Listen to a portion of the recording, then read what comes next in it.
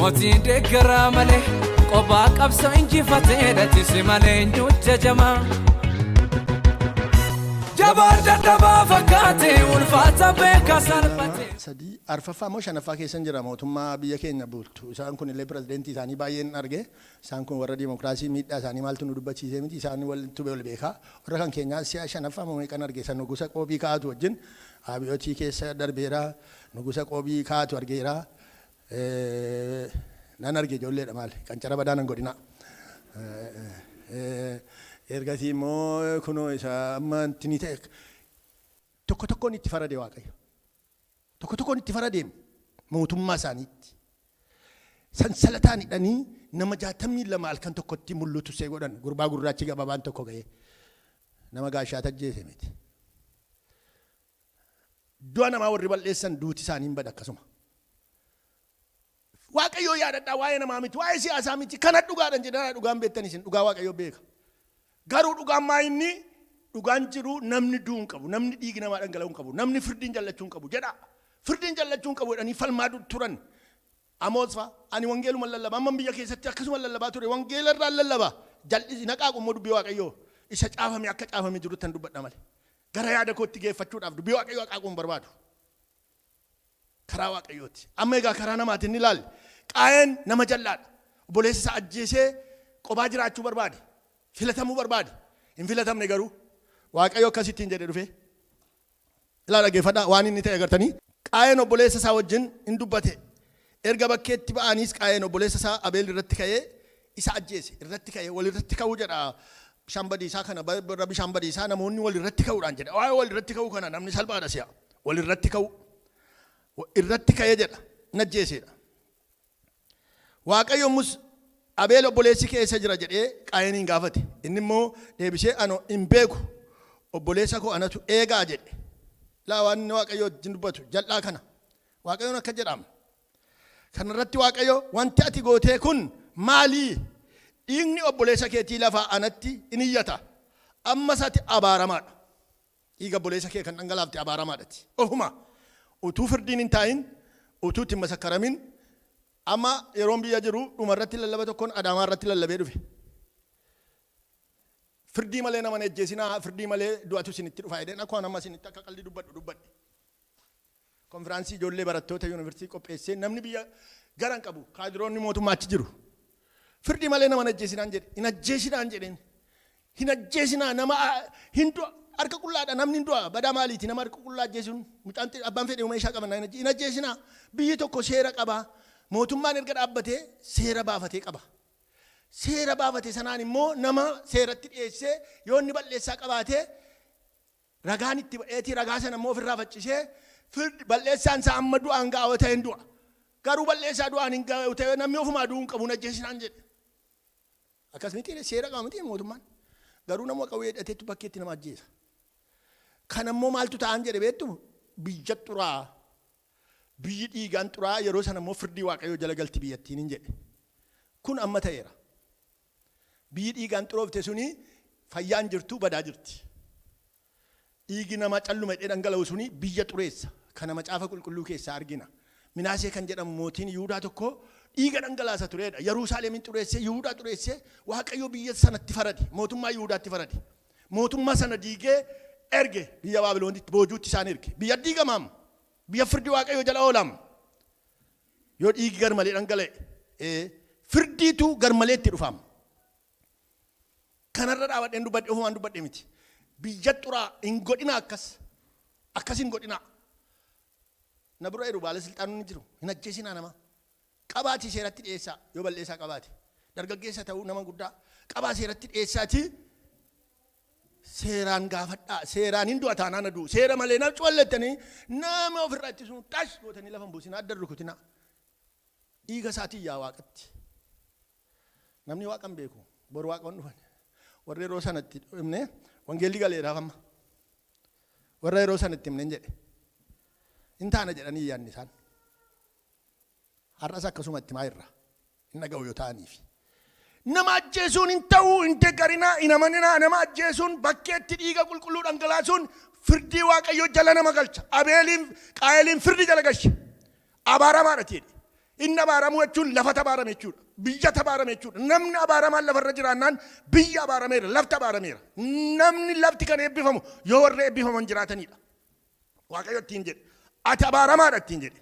Eewun akka jedhe? Akka jedhe dhiigni obboleessa keetii lafaa anatti in iyyata. Ammas ati abaaramaadha. Lafa dhiiga obboleessa keetii afaan banee akka dhugu goote kanarratti in ari'atamta. Hin dhaabattu ati illee as dhaabachuuf jettee fuula koo dura hin dhaabattu. Hin sokkita. Koblaa taata biyya ormaatti galta. Tis badde dhiiga namaa dhangalaaftee sokkita. Nama baay'ee ari'eera Waaqayyo. Dhiiga waa'ee karaa namaa isa hamaa kana laalleerra. Karaa namaati kun. Nama jibbuun, namatti naafuun, nama ajjeesuun karaa namaati. Karaa jal'aadha. Karaa du'aati. Namatti karaan qajeelaa fakkaatu jira garuu dhumni isaa karaa badiisaati. Dhageessaniittu karaa badiisaa. Waaqayyo nu haa baraaru. Amma karaa qajeeltota nama lamaan gabaabsee ilaaluu barbaada. Qajeeltota karaa warra isa hamaadhaan hin xumurre dheetani. Maaliifi qaayilii nama hamaadha. Karaa nama hamaa laalleef. Karaa nama qajeeltota ta'anii immoo ilaalla. Seera uumamaa boqonnaa 5 lakkoofsa 24 irraa dubbifname. Dhaggeeffadhaa laa. Heenook karaa isaarra deddeebi'uudhaan Waaqayyoon wajjin jiraate. Waaqayyo waan isa fudhateef deebi'ee achitti. Karaa eenyurra deddeebi'e? Karaa Waaqayyoorra. Karaa isaa gatee karaan isaa jal'aa akka ta'e baree karaa eenyurra deeme? Karaa Waaqayyoorra deeme. Karaa Waaqayyoo karaa qulqulluudha. Karaa qajeelinaati. Karaa sodaa Waaqayyoo of keessaa qabuudha. Amma yommuu kana dubbadhu waa calalalataa deemtu. Aniyyuu karaa eessarra jiraa? Karaa koorra jira moo karaa Waaqayyoorra jira? Isa jedhu of keessatti hubannoo argataa deemtu. Waa'ee namaa miti. Yeroo waa tokko dubbannu namatti quba qabuu duwwaa miti. Inni amma dubbadhee walitti qabaadhumaan dimshaashaan biyya lafaa kana laallata. Mootummoota biyya lafaa hundumaa ni laalla. Nama hundumaa ni laalla. Biyya keessaa biyya alaa warra jiraatan biyya keenya keessaa dhumne mootummaa isin ilaallata. Warra mootummaa geggeessan isin ilaallata. Kallattii biraatiin nu ilaallata. Nuun ani karaa eenyurra jira? Henooki kunoo karaa isaa dhiise. Ani karaa koo dhiiseera. Yaada koo dhiiseera. Yaada Waaqayyoo duukaa bu'eera. Karaa Waaqayyoon duukaa bu'an jira. Eessan jiran kan jedhu barumsa arganna jedheen dubbadha. Ofumaa miti. Wangeelli mul'allamnu callumannee qaratti facaamna miti. Yookiis immoo mardoo dubbannee galla miti. Gadda namarratti facaamnee galla miti. Misiraachoo qaba. Malli jira. Falli jira. Amma jirraaf lafarra nuyi. Cubbuu nuyi ittiin qulloofne tokko illee hin jiru. Wanti nurraa deebi'uu hin dandeenye hin jiru. Karaa jallaarra waan jiraadhe na qajeelcheedha Daawit. Karaa jallaarra jirroo taane, karaa keenyarra jirroo taane, karaa badiisaarra jirroo taane, nama jibbaa jirroo taane, nama hadheessaa jirroo taane, nama ammeessaa jirroo taane, namatti faradaa jirroo taane, garaa keenya keessaa utaalee ajjeesii jedha ta'e. Hafuura namaa, jireenya namaa, mana namaa ajjeesuu nu keessa jiroo ta'e. Har'a karaa kana haa dhiibnu obbolottan ko. Kiristoosiin duukaa utuu jirra jennu karaa Kiristoos dhiibnee karaa mataa keenyarra kan jiru har'a karaa keenyarraa deebinee karaa Waaqayyoo duukaa akka buunu nu barsiisa barumsi kun. Karaa Waaqayyoo duukaa. Ameen. Mee girrisa ofirraa of harka walitti rukutaati. Anaa billee miti. Maaliifi xinnoo ishee dubbiin dubbadhe kuni ulfaatee akka ribas hin fuudheen sokkine. Ulfaatee isinitti qallalchuu xinnoo ishee laaffisu motora ta'a.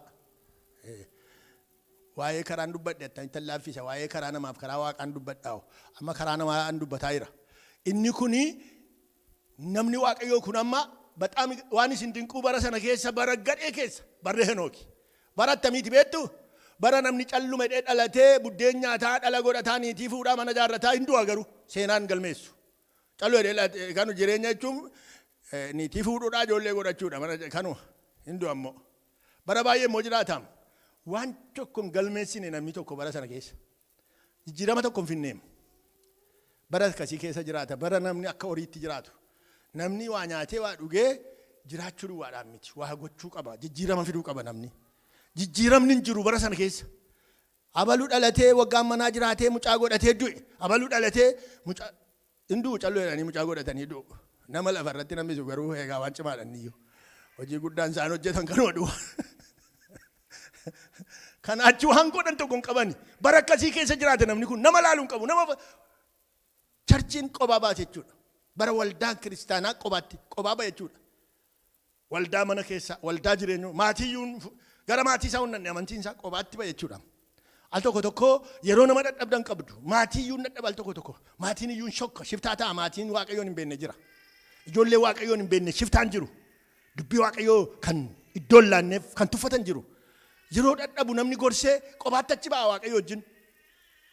Qobaa ba'e namni kun maatii isaas hin dadhabee natti fakkaata. Maarree duukaan fuudhamne namni tokkoyyuu isaan hojjetti hafanii ijoolleen isaa akka godhaniiru hin jiru hin galmoomneefoo. Bara sana keessa nama tokkoof iyyuu hojii gaariin kan galmaa hin jiru. Bara akkasii keessa namni kun waaqayyoon duukaa deeme. Bara namni hundinuu karaa isaarra deemu inni waaqayyoon duukaa deema. Duuka buutuu waaqayyooti. Henooki. Jirtaa laata? Eessa jirtaa? Namni waaqayyoon buukaa waa jirtu. Karaa namaa dhiiftee, karaa kee dhiiftee, gara si laaluu dhiiftee, gara na laaluu dhiiftee, ilma waaqayyoo isa fannoo baatee si dura darbe laaltee kan deemtu. Jirtaa Yesuusiin duukaa bu'aa kan jirtu. Karaa jaalalaarra, karaa nagaarra, karaa qulqullummaarra waaqayyo kee duukaa kan buutee jirtaa. Inni dhufa Yesuusi butamuun jira waldaan kiristaanaan butamti atis akkanooki Henook ol butamuudhaaf jirta. Ol butamuu jira fakkeenya gaariidhaan kun. Bishaan badiisaa dura kakuu moofaa keessa nama ol butameedha. Kun waldaa ishee bara dhumaatiif fakkeenya. Waldaan gara dhumaatti ol butamtiidha. Waldaan kiristaanaa ol butamuudhaaf jetti. Kiristoos dhufee fudhachuudhaaf jedha. Hin fudhate fakkeenya gaarii dhiisee darbe. Namni kun raajii dubbataa akka ture ergaa Yihudaa keessatti hin dubbata. Waa'ee dhufaatii Kiristoos iyyuu dubbateera jedha. Garuu macaafa qulqulluu kana keessatti warra galmaa'an keessa miti. Macaafa kan biraa keessa jira dheeti. Yihudaan fakkeenya fudhatee dubbata. Waa'ee dhufaatii Kiristoos lallabaa ture. Abdiin isaa gara fuulduraati.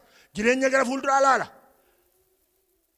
Waaqayyoonni lafa kana uume gaaf tokko dhufee lafa kana dabarsee mootummaan banne ifatti baasuuf akka jiru abdata ture. Akkasitti adeema ture. Waa abdateetiin namni waa malee duukaan deemu waaqayyoon duukaa. Maal abdii keessanii waanuma lafa kanarraatii moo waa abdattanii deemaa jirtu kiristaanummaan keessan kun waaqayyoon duukaa bu'aa jirtu maal abdattaniiti. Namni qajeelaan kun akkasitti darbe akkasitti ol fudhatame.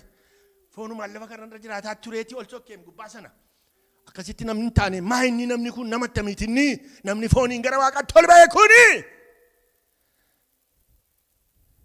Karaa qajeelinaa karaa waaqayyoo irra deeme. Bara namni hundinuu karaa isaarra deemu inni karaa waaqayyoo irra deema. Ameen. Maal jedhaa jirtaa garaa kee keessatti dargaggeessaa dargaggeetti abbootii armoolii karaa eenyurra jirtu dhuunfaa keessanitti manni keessan eessa jirtu? Of madaalaa. Ani sirriidha. Karuma waaqayyoo irra jira warri jettan raayitii ofiif kennaa. Galaatii mee xaafadhaa. Ani sirriidha. Akka dubbii waaqayyootti karuma waaqayyoo irra jira. Yaada koo keessa nan beeka, garaa koo keessa nan beeka. Anoo karaa waaqayyoo irra jira warri jettan raayitii ofiif kennaa. Lakkii irraa kaasee karaa koo nan sirreeffadha warri jettanis inni isinaa. Karaa nama qajeelaa kan argine egaa. Kanaaf yoo Waaqoo jedhee silaa lubni dubbateeraa torbeen lallabaa amma immoo karaa nama qajeelaa isa tokkoon dubbadha. Isa amma ta'u dubbadheetan karaa waaqayyoo isa jedhu torbeen sababiin itti amma karaa namaarraan jalqabee karaa waaqayyoo isa jedhu kana karaa nama qajeelaa isa lammaffaa immoo inni immoo eewudha beektu Nohiidha. Nohiini fudhanna. Lammaffaa irratti Nohiin ilaala. Nohi karaa waaqayyoo irra deddeebi'uudhaan dhaloota badi karaa waaqayyoo karaa ofii isaatii dhiisee karaa waaqayyoo irra deddeebi'e. Akka jedha. Nohi dhaloota sana keessatti nama qajeelaa nama balleessaa hin qabne ture. Inni karaa waaqayyoo irra deddeebi'uudhaan waaqayyoo wajjin jiraate. Ameen. Seeroma boqonnaa 6 keessa dhaqaa. Hin dubbifannaa dubbii kana. Nohi dhaloota sana keessatti nama qajeelaa nama balleessaa hin qabne ture. Inni karaa waaqayyoo irra deddeebi'uudhaan waaqayyoo wajjin jiraate jedha. Karaa waaqayyoo irra deddeebi'uudhaan waaqayyoo wajjin jiraate. Amma namni hundinuu badeera. Nohi karaa waaqayyoo irra deddeebi'e. Karaa waaqayyoo irra deddeebi'uu isaatiin fuula waaqayyoo duratti faara tolaadhaan ilaalame. Faara tolaadhaan ilaalamuurraan kan ka'e immoo yeroo dhaloonni sun badee inni hin banne. Waan nama dhibu Nohi mana isaa oolfateera. Ijoollee dhiiraa 3 qabaa. Isaan immoo fuudhaniiru haadha manaa tokko qabu. Nohi haadha manaa qabaa. Nama 2 ijoolleen isaa nama 6 ta'aniiru nama 8 lubbuu 8 bishaan badiisaa keessa dabarfate dhaloota ceesise jechuudha. Bara sana namni lafarraa haxaamee badeera mana Nohii duwwaa tafe. Sababii maaliitiif? Sababii karaa Waaqayyoo irra deemeef. Warri karaa Waaqayyoo irra deeman dhaloota ceesisu. Warri Waaqayyoon sodaatan akka dubbii Waaqayyootti deebi'an dhaloota badiisa keessa dabarsu. Jalloonni ofii isaanii iyyuu hin darbani. Nama ceesisuu dhumnaan ofii iyyuu hin ce'ani. Hamoonni warri dhiiga dhangalaasan warri lubbuu namaa balleessan isaan iyyuu hin badu lafarraa. Hamoonni lafa kanarraa hin badu. Daawit Faarsaasaa keessatti. Kan ceesisu warra karaa Waaqayyoo irra deemudha. Kan dabarsu badiisa dhufaa jiru. Duumessa badiisaa dhufaa jiru jalaa kan nama ceesisu, kan nama saba dabarsu, kan dhaloota dabarsu warra karaa Waaqayyoo irraa deeman duwwaadha. Isaan kun eessa jiru laata? Eessa arganna laata? Warra ce'anii ceesisan, warra darbanii dabarsan, warra Waaqayyoon sodaatan, warra harka isaanii dhiiga irraa eeggatan, warra arraba isaanii firdii jallaa irraa eeggatan eessatti arginaa laata? Laga kam jiru? Biyya kam jiru? Sodaa Waaqayyoo kan qaban yaa namaa hin liqimsamtaa, hin nyaatamtamoo ceetee ceesiftaa? Nama inni gamanaa waldaa kiristaanaa keessaa biyyicha keessaa barichamaa ta'eera. Duumessi badiisaa dhufeera. Firdii Waaqayyoo dhufeera. Ceesee ceesiftamoo liqimsamtee liqimsiifta? Baddee balleessitaa? Waaqayyoon duukaa jirtaa namaa? Badiisi dhufeera. Wanti nama nyaatu dhufeera. Wanti lafa liqimsu dhufeera. Firdii Waaqayyoo dhufeera. Haleluuyaa! Nama dubbii Waaqayyoo dhaga'i. Yeroo itti qoosan miti. Sanyiin kee lafarraa badee nama balleessuuf deemta. Atis hin badda. Akka hin badneef deebi'ar gara karaa Waaqayyootti. Utuu qoostuu badda. Namatti maal fakkaata? Qajeelaa fakkaata. Namni hundinuu karaan isaa qajeelaadha si'a. Yaadni isaa namoonni kan isin dhibu keessaa namoonni yaada qabatanii yaada koo malee yaadi qajeelaan hin jiru jedhu. Ilaalcha koo malee ilaalchi qajeelaan hin jiru jedhu. Waan hin jedhe sirriidha jedhu. Wanti hin jedhe kun sirriidha kan namaa sirrii miti jedhu. Akkasitti hin fudhatinaa. Ta'a of ilaalaa. Maa inni namni maal jedhaa jira? Ani immoo maalan jedhaa jira? Isa namni jedhu kanaaf isaan jedhu kanarratti dubbii Waaqayyoo maal jedha? Madaalliin maaliidha? Yaada keessanis fudhadhaa. Yaada namaas fuudhaatii dubbii Waaqayyootiin madaalaa. Waaqayyo yaada isa kamiin deeggaraa? Waaqayyo! Abbaan firdii qajeelaa. Waaqayyo abbaan dhugaa isa kamiin duukaa jiraa jedha laalaa. Waanan jedhen jedhina abbaan fedhe keessaniyyuu an saba koola isinittan hima waanan jedhe waan ta'u hin jedhina. Wanti Waaqayyo jedhe maa inni? Maaliif laataa kun maaliif kana ta'e? Wanti Waaqayyo jedhu isa kamiidha? Nohii isa kana fakkaata. Nohii maatii isaa ceesifate. Maatiin kee si dhaga'u warra.